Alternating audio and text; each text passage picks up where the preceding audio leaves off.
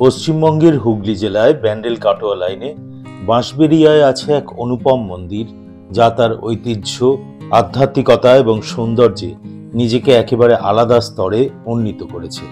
নাম হংসেশ্বরী মন্দির। ভবঘুরে আজ তারই সুলুক সন্ধানে।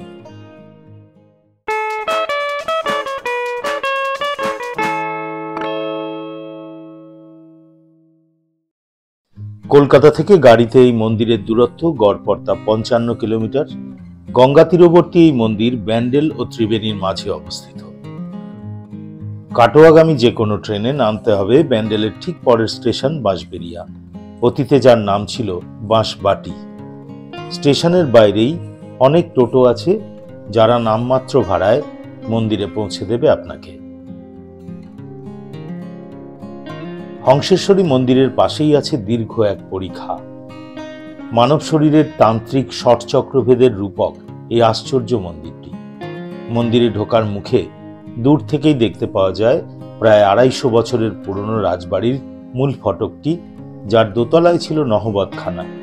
এখানে রাজাকে স্বাগত জানানোর বাদ্যযন্ত্রীরা আর বসেন না আজ।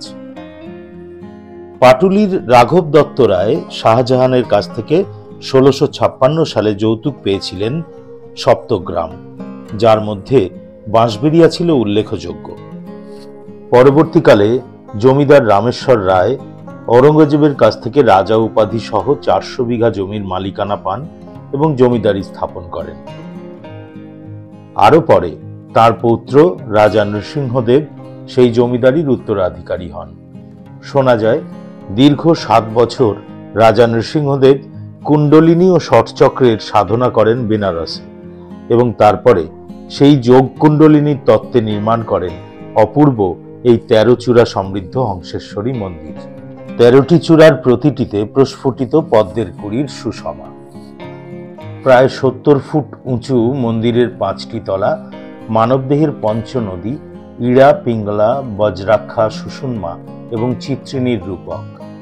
মন্দিরের সর্বোচ্চ তলের যে কক্ষটি, তাতে রয়েছে এক শ্বেত শিবলিঙ্গ। যোগ প্রাণায়ামে 2টি শব্দ উচ্চারিত হয়, হং এবং সা। হং হল মহাদেবের প্রতিরূপ এবং সা হল স্ত্রী শক্তি। এই যৌথ উচ্চারণ থেকে আসে হংসা এবং তারই থেকে হংসেশ্বরী, অর্থাৎ শিব শক্তির প্রতীক সেই দক্ষিণাকালী, যিনি উপবিষ্ট হয়ে আছেন যোগের মুদ্রায়। হাজার নীল পদ্মে শুয়ে আছেন শিব।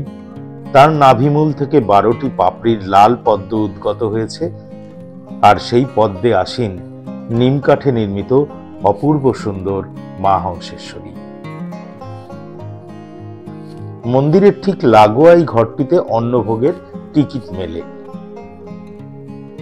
মন্দিরের নিচের 12টি কক্ষে আছে 12টি শিবলিঙ্গ, যারা নিত্য পূজিত হন এই মন্দিরে।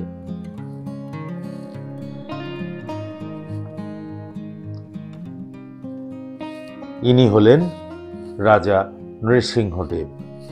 মন্দির যখন সম্পূর্ণ হয়নি, সেই 1802 সালে এনার মৃত্যু হয় এবং তারপর তার স্ত্রী রানী শঙ্করী দ্বারা সম্পূর্ণ হয় এই মন্দির 1814 সালে। মূল মন্দিরের ঠিক পাশেই আছে আরেকটি বিস্ময়কর পোড়ামাটির শিল্প সমৃদ্ধ মন্দির, যার নাম অনন্ত বাসুদেব মন্দির। বিষ্ণুপুরের একরত্ন মন্দির স্থাপত্যের সাথে সাদৃশ্য আছে এর। মূল চূড়াটি অষ্টভুজাকার। বাগান দিয়ে সাজানো মন্দির চত্বরটি বেশ মনোরম। মন্দিরের পোড়ামাটির কাজ অন্যান্য বিখ্যাত মন্দিরের কাজের সাথে রীতিমতো পাল্লা দিতে পারে। 1679 সালে এই মন্দির নির্মাণ করিয়েছিলেন রাজা রামেশ্বর রায়। রামায়ণ পুরাণ ছাড়াও আরো শত সহস্র ভাস্কর্য খোদিত আছে এই মন্দিরে।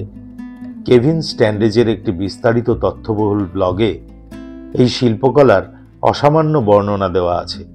উৎসাহিত যারা, তারা আমার ডেসক্রিপশনের লিংক পড়ে নিতে পারেন।